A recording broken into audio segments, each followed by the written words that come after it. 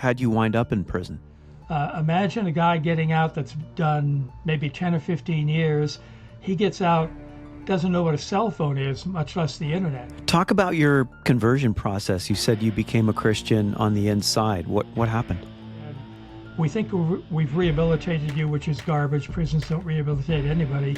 So that big guy left you alone after you slugged him. People often ask me, had you not become a stumbling follower of Christ, would you still have gone straight? Yeah. What were some of the realizations you had early on in your sentence, that first night you hit the pillow? What was going through your mind? I can understand anybody going to prison once. It only takes a second. To this day, I can't understand anybody going back. And I tell the guys when I'm working in prison, if you come back, bottom line, it's because you want to. Welcome, everybody. We're back for another episode. So glad you can be here with us today. Want to get into some serious issues today. And we're going to be talking about the realities of prison. Why do prisoners struggle so much when they enter back into society after serving their time? What are the realities of prison? Is it an effective means of punishment? Our guest today has some insights on this topic, and he has a host of other insights as well. He's a writer, a motivational speaker, and a ministry liaison at Truth Impact Ministries. Please welcome Jack Hager. Jack, thanks for being here. Hey, it's my privilege. It's my joy. Looking forward to it. Absolutely. So you have a pretty remarkable story, and I know we were talking a little bit off camera. There's a few things I want to get to today, but you spent 4 years in prison. Is that correct? That's correct. 4 years locked up, 3.5 years in prison, the rest in jail. Now, why? And why did that happen? There is a distinct difference between jail and prison. I just want to make that clear, because sometimes you get an 18-year-old punk and put him in jail for 3 weeks and you think he's an ex-con. As you know, jail is run by a city or a county, and you may spend a lot of time there waiting for your quick and speedy trial, but normally you're going to do misdemeanor time less than a year. Prison, run by the state or the federales, is felony time, and typically you won't do less than a year locked up in prison, and they are really two different places. And what are some of the distinct differences as far as experiences in those facilities? Well, in a jail, you may have some really bad people, but they are going to be on their best behavior because they know when they go to the judge first is going to talk to or hear from the jail officials, and they don't want to get a bad rap going up for sentencing. In prison, some of those guys are there doing double life, triple life. They're never going to see the streets. And it's kind of like jail is kindergarten and prison is Harvard. Okay, I got you. And so what, may I ask, how'd you wind up in prison? Mostly drugs. I came back from Vietnam very disenchanted with the United States. To be candid, I hated it. As a lot of people know, we came back and we were not treated like Afghanistan or Iraqi veterans. We were despised, hated, spit upon, all that stuff. I was already in a bad place as far as my relationship with America. I spent 4 years in the Army, 2 years in Korea, 2 months in Germany, the rest in Vietnam. And idiotic things happened there that made me realize that the leadership at the top, not so much my commanding officer or my regimental commander, but the leadership in the Pentagon or higher than that, simply didn't want us to win the war in Vietnam, would not allow us to win the war in Vietnam. And they did basically the same thing in Korea and Germany when the Russians invaded Czechoslovakia. And sadly, Iraq and Afghanistan have proven that they haven't learned anything. Yeah, it's complicated, our foreign policy. You said that people were, spat upon when they came back from Vietnam. So you'll have to excuse my ignorance because that's a little before my time. But what was the sentiment? Why were people so against those who served? I think it's a crowd mentality. It's like the protesters against Israel. They're there a lot of them are there for the party. They have no clue what they're protesting. They had from the river to the sea, they had no idea what the river was, etc. And I think some of it was crowd mentality. Another thing is this is the late 60s. And, I graduated from high school, as hard as it is for me to say this, in 1965. And sociologists have written books about our class because they think that was a pivotal time in America. Even when I was a kid doing dumb stuff, I moved out when I was 14, there was still an underlying respect for authority. And if I met a friend's mother, I could be pretty assured that her last name would be the same last name as my buddy. Drugs were around, but it was primarily marijuana. Alcohol was my drug of choice, Coors, Jack Daniels, and Johnny Walker Red when I was in school. Vietnam was the first war that you could watch on TV while you're eating your TV dinner. And I think there were people that were genuinely against the war, and there are other people who were just along for the ride. And when I came back to the States, landed at Travis Air Force Base, and for some reason protesters were able to get on the base, and so we had to stay on the aircraft for about an hour and a half while they got police, etc., to make a corridor through the crowd. It wasn't huge, but there were enough of them. They finally let us off the plane, and the first young lady that I saw was a beautiful blonde girl screaming, "How many babies did you kill in Vietnam? How many babies did you kill in Vietnam?" I ignored her. There was a grizzled Marine sergeant behind me, and he said, "Only as many as I could eat." Didn't faze her. She just kept yelling. First thing you want to do once you get the paper, I was honorably discharged at that time, and the first thing you want to do is get out of the uniform. But even with, when I went to San Francisco, people could automatically see that you were a vet, just the short haircut, the tan, etc. And I never got physically assaulted, but I'd go at a bar and they wouldn't serve me. It was just what caused it. Ultimately, I don't know. And I'm very, very grateful that with the fiascos in Iraq and Afghanistan, that there were a lot of people against the war, but they weren't against the warriors. Whereas Vietnam, They were against the guy wearing a uniform. And I don't think I was just following orders as a valid excuse. But the American infantrymen, the woman veterans, they were treated like dirt when they came back. Now, where was the shift? Because you're right, you do see a very positive sentiment to those in uniform everywhere you go now in this country, and rightfully so. You might not agree with the policies of why they were sent there, and that's a fair thing to say. But what do you think shifted in that? Why are we more willing to embrace our military vets now than back in the 60s? Well, I'm sure not smart enough to know the answer, but I think part of it is that a lot of Vietnam veterans are older now, and they're seeing these guys and girls come back from combat, and they want to make sure that they're treated better than they were. And that may be a contagious thing. I don't think it's a mob mentality thing. I think there is a genuine desire to show these guys and girls that they, as you pointed out, I may not agree with the war, but it's not your fault. And I didn't wear any Vietnam stuff up until about 5 or 6 years ago, just because I didn't want to. But 5 or 6 years ago, I started wearing a cap and a shirt now and then, primarily to connect with other Vietnam veterans. But I'd also get a lot of people just saying, I'm really sorry that you were treated the way you were. And pragmatically, I got a few free meals out of it. Somebody would tell the waitress, "Hey, I'm going to cover that guy's meal," and then give me a handshake type stuff. But I'm just glad that the guys and girls returning nowadays are treated with respect that they deserve. Yeah, I agree. So post-traumatic stress wasn't really something in the books as far as I understand it back in the 60s. So I'm guessing coping was a lot more difficult because there was just less resources available with all the trauma that you guys experienced overseas. I think that's accurate. I think and PTSD is like ADD, etc. I think it's overly diagnosed. I think it's can be a crutch. I'm not saying it isn't there, but I know PTSD, every mom in America should have PTSD to some degree. But it was, I didn't have and don't have PTSD to the best of my knowledge.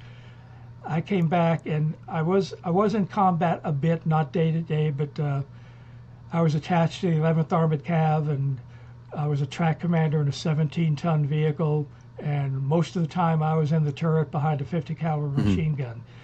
But you still saw stuff that you wouldn't want to talk about. And in my experience, if you're ever around any kind of veteran and he talks about it a lot, you better watch his nose. It's probably going to grow. Really?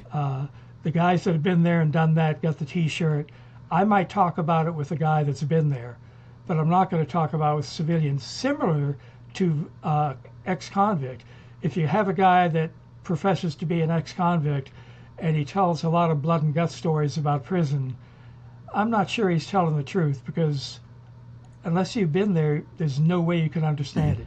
No matter how many books you've read, how many movies you've seen, combat and prison are in some ways the same thing. In fact, if I was given the choice right now of going back to Vietnam or going back to any maximum security prison, I'd go back to Nam in a heartbeat. Because at least there you had some idea who the enemy was. You had some idea what might happen from day to day. In prison, you have no clue. There's people doing time in prison that should be in a state hospital.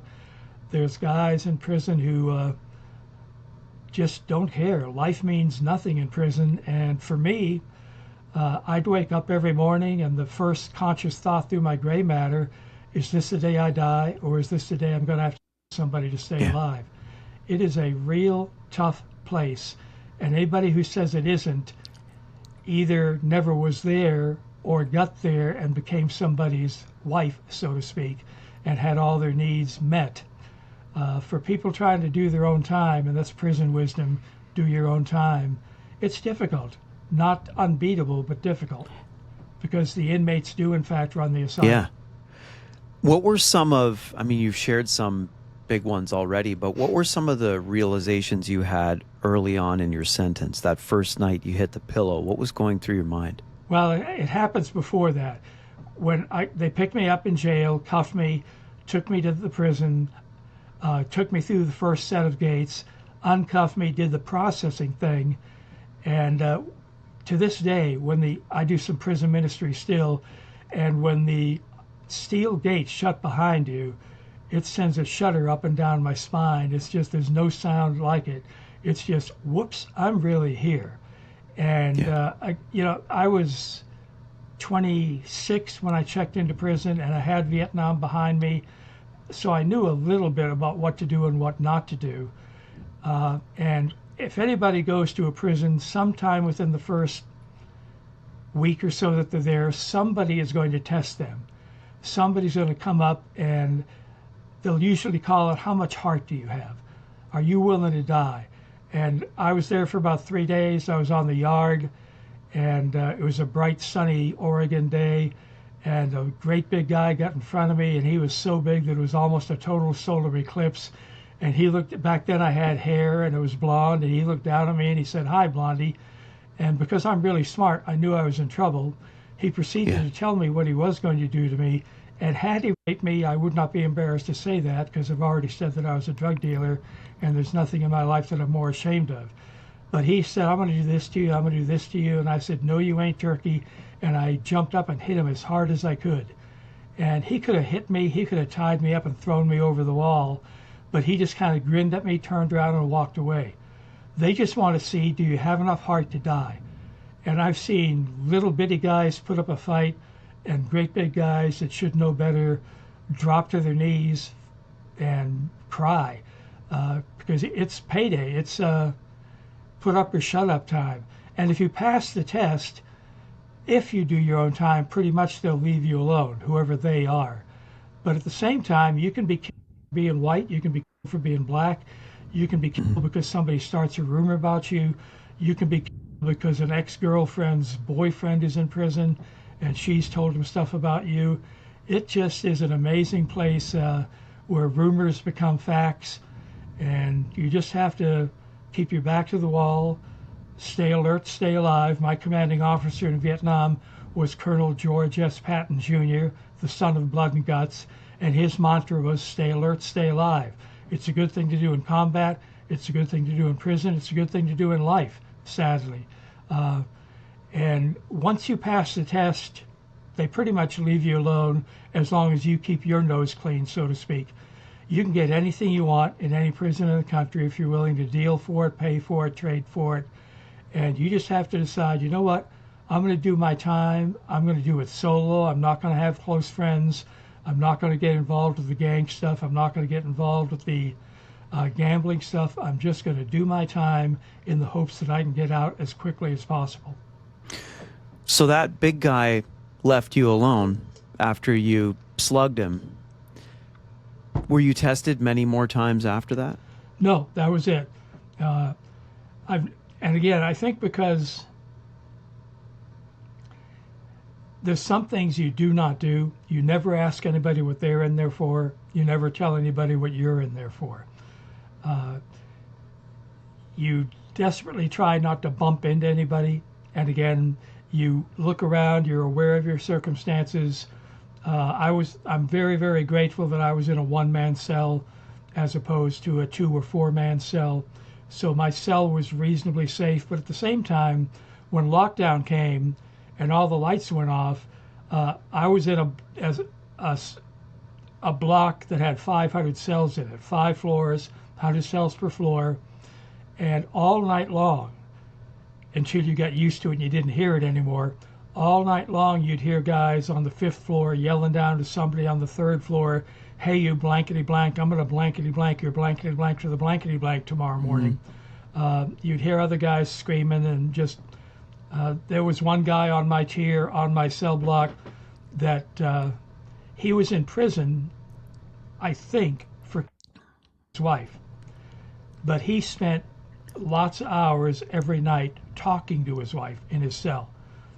Again, there are people in prison that should be in the nut house, and there's probably people in the nut house that should be in prison. Yep. I don't know if you've ever seen the movie One Flew Over the Cuckoo's Nest, no. But there's a lot of reality in that stinking movie. You just have to.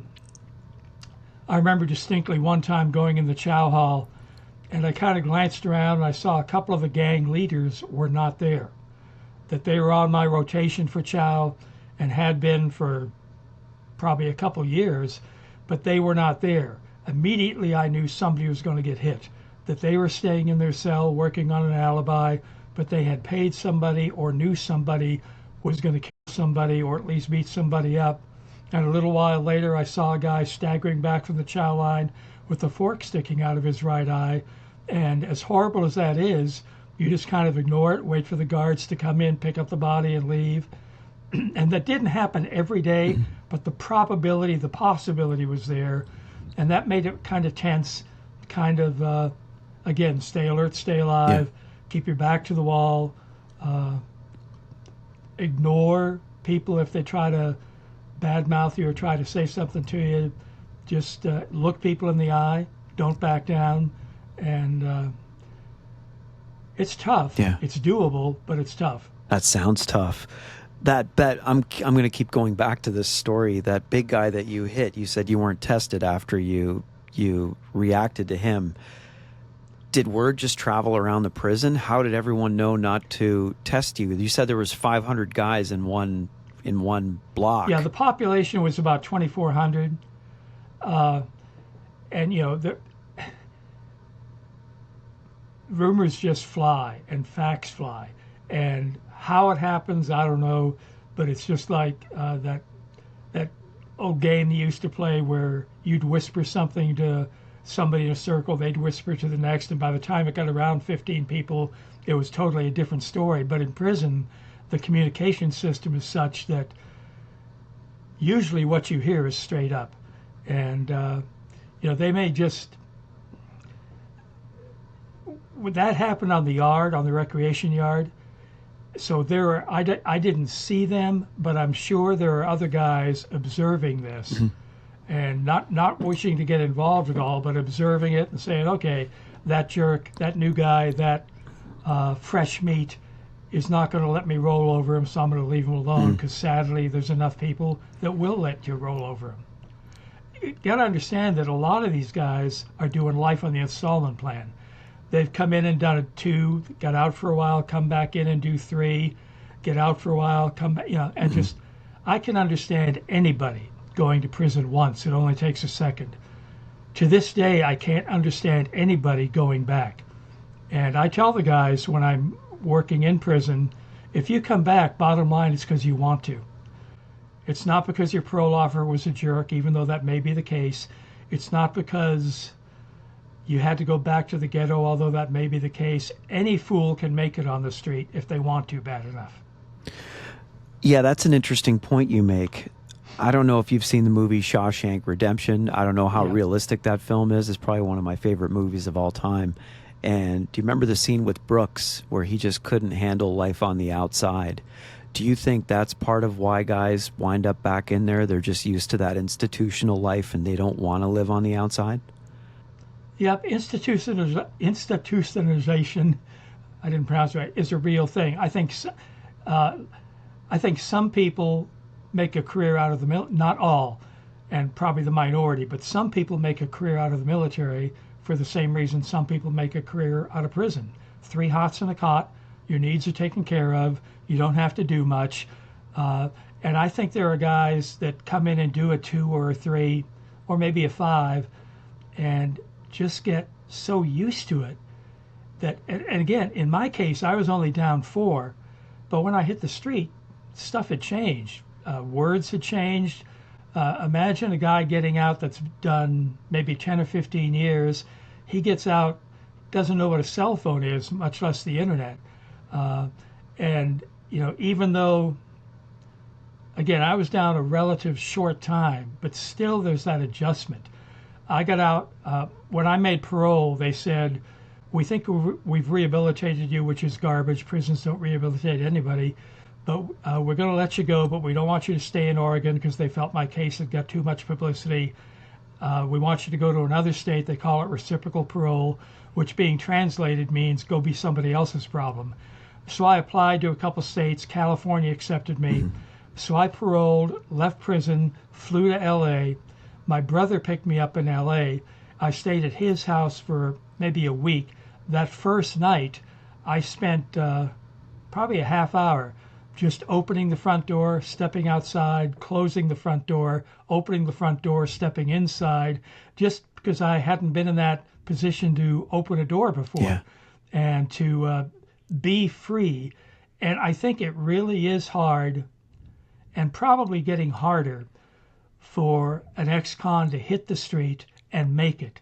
He desperately needs to find a job, and even though they cannot discriminate against you for being an ex-convict, obviously they do. Yeah.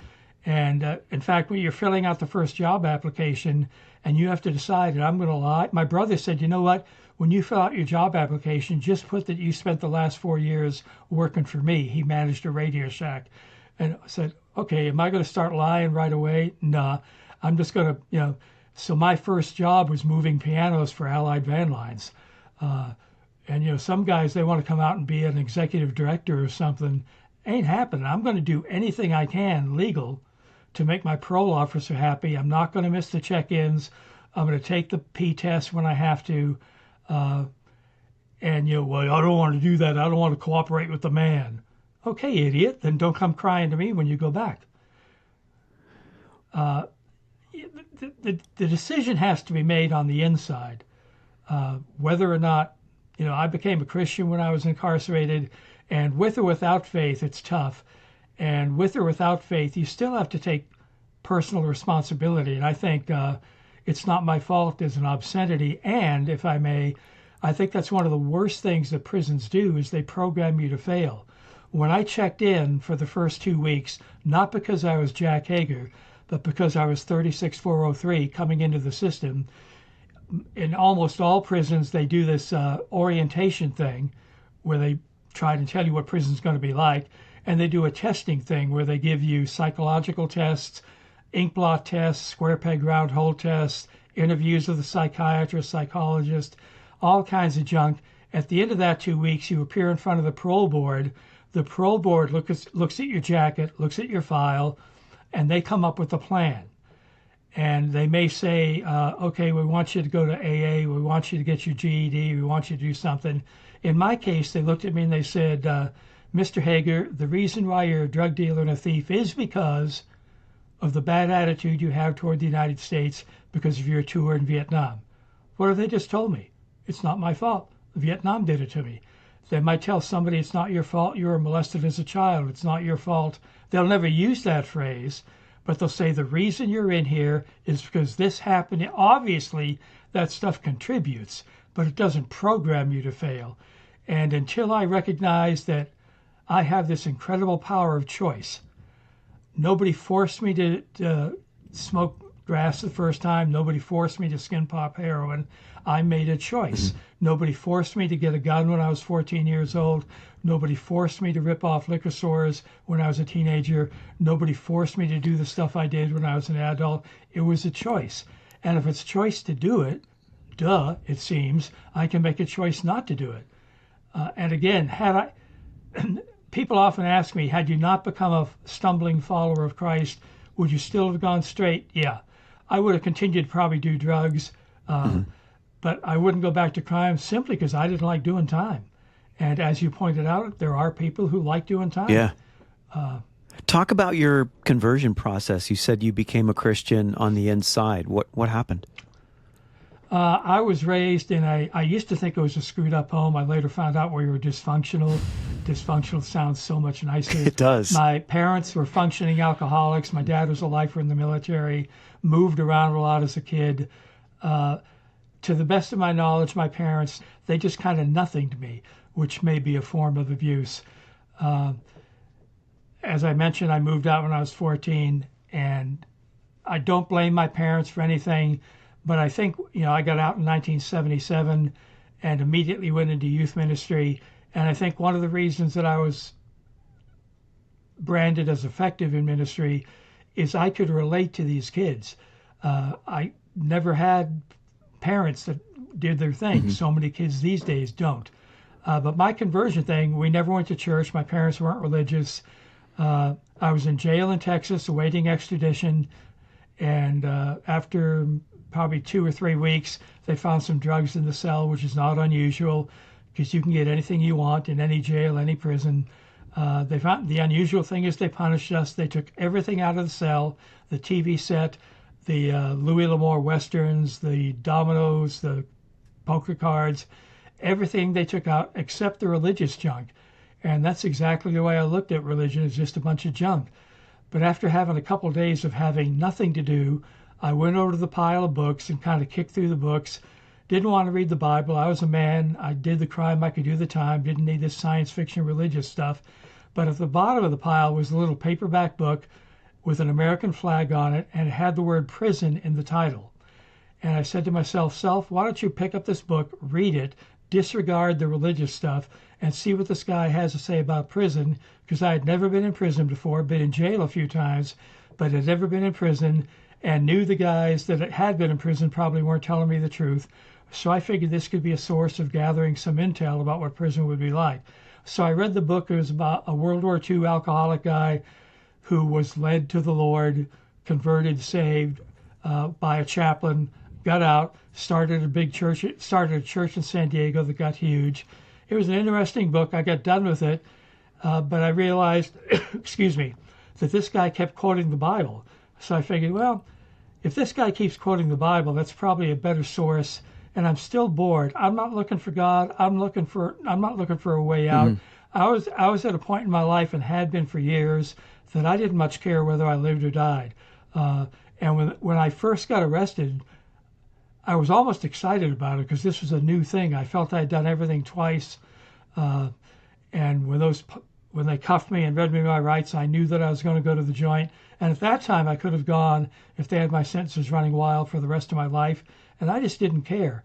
So I picked up a Bible, didn't know anything about it, started at page 1, somehow got through the whole thing. And humanly speaking, the first thing that attracted me to Jesus Christ was when I got to Matthew, Mark, Luke, and John. I recognized that he never had anything bad to say to them. He never had anything bad to say to the tax collectors. The only people he blasted were the religious people. And I thought that was kind of cool. Yeah. And, I read and I got to the end of it. I said, interesting book. And I remember throwing the Bible across the cell block. And I said, I don't need this stuff. But I couldn't get Jesus out of my head. And after maybe a week, I went over and read the Bible some more. And there wasn't a repeat after me prayer. There wasn't a chaplain to lead me to the Lord. There wasn't anything except a desperately lost sinner, that'd be me, and an incredibly loving God. And I remember the date because I was 26, January 30th, 1974, I trusted, leaned into, believed the gospel, became a follower of Jesus Christ. My life hasn't been the same since. I still blow it. I'm still a mess, but I'm a saved mess, and I'm very narrow-minded about that. But at the same time, I understand that not everybody shares my faith, and there's so many false Christianities going around that I'm amazed I get to do what I get to do as far as preaching, teaching. If you add them up, if you add all the weeks up, I spent over 4 years of my life as a camp speaker, and God could use a donkey. There may be some similarities, but I'm just, in that sense, getting busted was the second best thing that ever happened in my life, because otherwise I'm not sure I ever would have heard or read the gospel. That is an amazing testimony, Jack. I mean, the fact that this just happened all on your own and nobody evangelized you, nobody sent you to a ministry group, you didn't listen to a sermon, you just got into some books that were the only thing you had access to, and how that experience changes your life. You said something, just that the character of Jesus and how that just got into your head. Jesus has this way of doing that, and I just think that's a phenomenal testimony. Thank you for sharing that.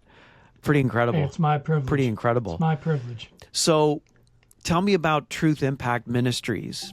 That's the ministry you're involved with now? Yeah. We were birthed out of Kansas City Youth for Christ. Kansas City Youth for Christ is where I went to Bible school after a while being out on the street. Long story. That Kansas City Youth for Christ doesn't exist anymore, but they had a Bible Institute that I discovered and went to and graduated from there, went on staff at Kansas City Youth for Christ. But YFC also was starting branches in different communities, different cities. They started one in LA, they started one in Phoenix that didn't last very long. And our ministry in St. Joseph, Missouri started in 1977, if I remember correctly. And it's a typical youth ministry geared to youth, not a denomination, trying to be cross-denominational, working with churches to try and reach young people with the gospel of Jesus Christ. We do a lot of stuff. We do some big events. We run our own camps. We do a Bible quizzing thing, which sounds boring, but it's an amazing thing. And I like it because the Word of God does the work of God, as I just shared in my testimony. Yeah. I shouldn't say a typical youth ministry, because we're not all about having fun. We like to have fun, but we really want to get kids into the Word and the Word into kids, and one-on-one discipleship, all kinds of stuff. And quite honestly, our ministry blew up a couple years ago. We had to fire the executive director and a couple staff members, not for the typical sex money stuff, but something happened that the rest of the staff, the 8 or 9 of us, knew nothing about. And for almost 10 years, nobody knew anything about it. But then it blew up that the child, a 13-year-old child of these staff members, had been arrested and convicted for a sex offense. Wow. And they hid it. They didn't tell anybody about it. And the bummer was, the ridiculous thing is, we used this kid as a teenager, as a counselor, and as a junior staff person at our summer camps. Wow. No way in heaven or hell am I going to let a sex offender on camp, much less serve. And that came to light because the young man got arrested again for basically statutory rape. And that opened the whole can of worms. And the director and the staff members wouldn't cop to it, wouldn't admit to it. So the board did what they had. Well, I think the board of directors made a mistake by letting them resign instead of firing them. Mm-hmm. But the word it's like rumors in prison. The word allegedly got all through town. Yeah. And some versions are accurate, some versions were way inaccurate. Our ministry as a ministry is dead in St. Joseph, simply because of the garbage, the baggage attached to us. But thankfully, we have our camp about an hour away, so we moved our offices to the camp. And I've had pastors tell me, and the director of the Christian school, Jack, I'd love to have you come back and share, but I can't. Yeah. And it's not because they're wimps. It's hard enough to run a church anyway. You don't want to bring somebody in that maybe half the people in your church think is a pedophile. Yeah. And it's that kind of stuff. I mean, I've been accused of being a pedophile enabler, and thankfully, friends of mine that are really friends of mine came to me in the early days and say, "Can I talk to you about this?"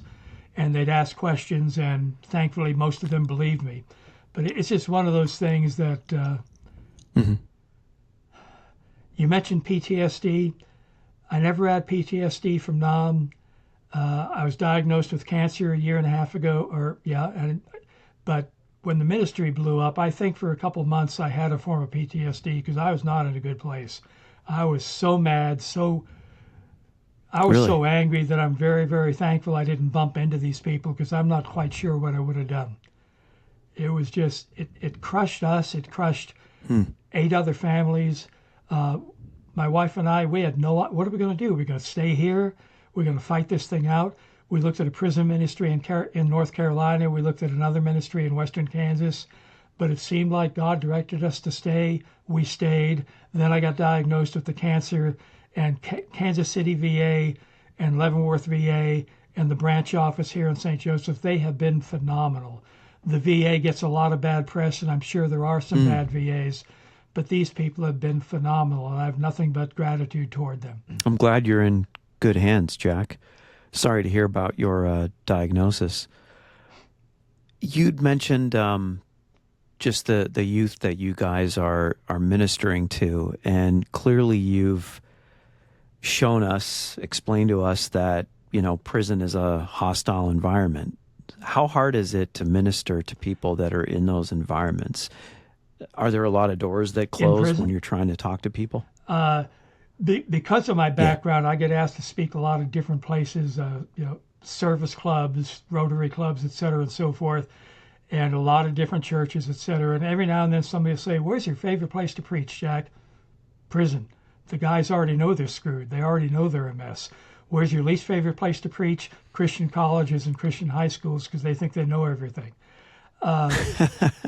Prison ministry, the hard thing about prison ministry is that if you're a registered volunteer, and I think this is true in every state, if you're a registered volunteer, you cannot correspond with, you cannot visit, you cannot communicate at all with any inmates in that particular prison. I think it's a ridiculous rule, but it's a rule, and if I'm going to preach submission to authority, I got to walk the talk. I think it was put in place to curtail prison romances, and it just kind of is there, and nobody really knows why, but it's there. So I just go in, and because of my background, most wardens, most COs will allow me to do things they won't allow somebody else to do. Number one, because I've established credibility. Number two, because I have been there. I know what to do and what not to do. A couple of the prisons, they allow me to walk the yard, and that's almost unheard of. To walk the yard unescorted. So I just kind of walk the yard, bump into guys and talk to them and chat with them. And is that safe, Jack? Oh, yeah. If a prisoner kills a prisoner, who cares? If a prisoner kills a guard, that's going to get some action. But if a prisoner kills a civilian, it's going to hit the fan. So I'm safer there than I am driving on the highway. People say, a lot of times people say, why do you waste your time going into prison and preaching? Aren't there a whole lot of phonies that come to chapel in prison? And in my typical tactful way, I say, yeah. Why should prison church be any different than your church? I love that. Sometimes they don't get it, but it's reality. There's a lot of guys that I've met over the years that were Christians when they committed their crime. And some people, how can that be? It can be that because some sins are legal, some sins are illegal. Yeah. And 1 Jack 1:6 says any Christian is capable of any sin at any time, and once you think you're not, you're toast. The hard part about prison ministry is is typically you can't communicate. When I was diagnosed, my doctor said, you know what, I don't want you going in confined spaces, no pun intended. So I think it's time for you to quit going behind the walls. That was one of the toughest things about the diagnosis and remains a tough thing. But thankfully nowadays, most prisoners have access to tablets. They're given tablets, so I can communicate through email. Now that I'm not a registered volunteer, I can do the snail mail thing. I grade some correspondence courses, etc. Prison ministry is unique, but it's not really any more unique than any ministry. I think that's one of the detriments to ministry is we've professionalized every part of ministry. Prison ministry, youth ministry, senior citizen ministry. And there may be aspects that you need to learn, but basically love God, love people. That's ministry. Yeah. And talk to people about Jesus Christ, look them in the eye, listen to them. So, has youth ministry got tougher? Yeah. I've mentioned that we run Christian camps. Most Christian camps have had such a significant downfall in number of attendees because even Christian homes, they say, well, I got to get my kid to soccer camp. I got to get my kid to band camp. I got to get them to academic camp. Nothing wrong with those things, but the priorities are a little screwed up. Yeah. You had mentioned earlier that you don't feel prison rehabilitates people. If you were able to wave a magic wand and change something about the U.S. prison system, what kinds of things would you change? It would be phenomenally expensive, but I think his name was Benjamin Rush, said in the early 1800s or the late 1700s, prisoners collected together tend to corrupt one another. They're worse than ever when at the end of their sentence they're released on an unsuspecting world. And that's true. I wish there was enough money and enough desire. Okay, this is a prison for sex offenders. This is a prison for first-time offenders. This is they can't. So you're surrounded by people and have access to people and listen, if you want to, listen to people and are trained by people who can give you a master's degree in drug dealing, a master's degree in car theft, etc. Most prisons offer some great programs, GED programs, learn how to read programs, AA, self-help groups, etc. The prison that I was in, there were so many things to take advantage of. I took college classes at night. I willingly took 18th century English literature because it was the only way I could get out of the cell block. But, excuse me, a punk on the street will be a punk in the joint. And most guys and girls don't take advantage of the programs because if they don't go to the programs, the leadership will look down at them and say, hey, you're cooperating with the man, don't play their game. Yeah. And you can't force somebody to change.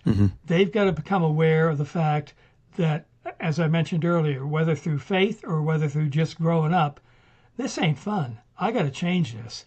And all the programs that they offer, first of all, you got to get the inmate in the door. Excuse me, they're not inmates anymore, they're offenders. I'm not an ex-con, I'm an ex-offender, like I suddenly discovered deodorant or something. But it's just, I wish there were a way to facilitate, even inside a maximum security prison, and some prisons try to do this, California most notably, where, okay, I can't separate all the prisoners, but I can make this cell block offenders, or I can make this cell block drug dealers or drug users. But it's tough, and especially an addict, he can continue his habit in prison. There's no change. Maybe he gets busted and does a little time in the hole. I don't know how to fix it. I wish I did. Yeah. Did you ever spend time in the hole? No. No? No, I kept my nose clean and I never had any issues, for which I'm grateful. And again, I was in a one-man cell, for which I'm very, very grateful. And it was in a galaxy far, far away a long time ago that it wasn't quite the same. Nowadays, the guys and girls that are in prison are a lot meaner, I guess. For what reasons, I don't know. I think a lot of it is they've done all the surveys that most guys in prison never had a father figure. Same thing with women in prison. And there's all kinds of things that contribute to the idiocy. And if I could wave that magic wand, I would. So it's like that starfish story where the guy comes across a little girl after a hurricane or something, and there's all these starfish on the beach, and she's throwing them back in the ocean. And the guy says, "Hey, you can't save all these." And she says, "I know I can't, but I can save this one." And so my effort, my desire, is to try and reach one. And I think the Bible says, "Despise not the day of small beginnings." And I think sometimes I hate numbers. I think because of Vietnam, the false body counts, and the school that I went to in Kansas City was really into numbers. How many people got saved at your last meeting? I don't know. I'm not the Holy Spirit. I don't know what's going on. And I think sometimes, especially in Christian ministry, we're so into numbers that we forget it's not about programs. It's not about personalities. It's about people. One of my favorite stories is when Jesus is on his way to Jerusalem, his last trip to Jerusalem to be betrayed, crucified. He knows it. He's on his way, and just outside Jericho, I think it is, a blind man's by the side of the road. "Jesus, have mercy on me." And the Bible says the guys that led the way, and I think that's Peter, James, and John, they say, "Shut up, get out of the way. We're on a mission from God. We have important things to do." And two incredible words, Jesus stopped. Because people are more important than programs. And Jesus stopped and ministered to that one guy. Same thing with Zacchaeus up in the tree. The Bible says when Jesus got to the point, he looked up and saw Zacchaeus. And I think the fact that God so loved the world is cool, but people need to get a hold of the fact that God so loved you. God so loved me. Yeah. Not in a I'm better than other people are, but God is big enough that he loves us as individuals, and we need to do the same thing. Absolutely, 100%. Amen to that. You'd mentioned that you think guys and girls that are incarcerated today are meaner than they used to be. Do you think that's evidence of a culture and a society that's worsening or spinning out of control? Do you think that we're creating more angry people just with the dysfunction of society? I think so. Witness, the last couple months leading up to the election. Words are weapons, and I'm not going to take a side in this whole thing, but because everybody was wrong. Yelling and screaming doesn't do a whole lot of good. I'm not against technology. No. I think the pluses outweigh the minuses, but the simulation games and the other computer games, the Xbox things, where you're doing some pretty nasty stuff to people, and it's not real. But I think you get a mentality, hey, I want to do this, and I think there's a zillion contributing things, not the least of which in the last days difficult times will come. But I think there's no such thing as an illegitimate kid, but there's way too many illegitimate parents that want the school to educate their kids and want the school to give them a moral background or want the church to do their job. I think the lack of parenting, the lack of discipline, I used to do school assemblies all the time. It's a sad fact of life that Reverend Hager can't get into school, but ex-convict Hager can. And and I'd go in the school, never been there before. And as soon as I got there, I knew whether it was going to be a good assembly or a bad assembly, because I just look on the ground. If the hallways were filthy, I knew it was going to be tough. If the hallways were pretty clean, I knew it was going to be pretty easy, because in that case, the inmates weren't running the asylum. Right. And again, I lift my hat up to educators and all those in authority, to include police officers. I wouldn't be a cop for all the money in the world, because all the laws are on the side of the bad guy. I'm not sure I'd be a teacher for all the money in the world, because you do one thing wrong and you're getting slammed with a lawsuit or getting fired on the spot. Yeah. It's just political correctness, tolerance, excess tolerance, and yeah, it's crazy. I really appreciate all that you're sharing with us today, Jack. I mean, you have a phenomenal story. It's amazing how God's working in your life. You clearly have a lot of experience. What do you say to that young person, and you've probably already done this in your ministry, that's teetering on going down the wrong path? Perhaps they haven't crossed that line yet. They haven't broken the law, but what's a way to steer them back from that? What would you tell that person? Maybe you see that as a younger version of you before you cross that line. What do you tell that person? Yeah. If they profess to be Christians, I'm going to attack it from a biblical standpoint. If they are not Christians, or I'm not sure where they are spiritually, I'll just say, you sure this is what you want to do? And I'll tell them a little bit of my story. I'll tell them a little bit of I might tell them about some of the men and women I've met who are incarcerated. I'll tell them about, nobody ever sets out to be a junkie. Nobody ever sets out to be nobody ever sets out to do anything. It's just, we all have that incredibly bad disease. It's not going to happen to me. Yeah. It's not, it's like the driver's ed things back in the day. They'd show you intestines wrapped around telephone poles. It's supposed to make you a good driver. No, because it's not going to happen to me. Right. And I just try and look them in the eye and talk to them about the realities of, yeah, it might happen to you. Are you sure it's worth it? And, I have a begrudging respect for some of the inmates, some of the offenders I've known, who they think it's worth it.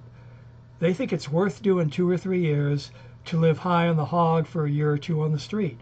Yeah, I'm going back, but no big deal. It's worth it to me to do a little bit of time, because after all, I can get anything I want here in the prison anyway. And because I'm older, I can kind of have my little crew.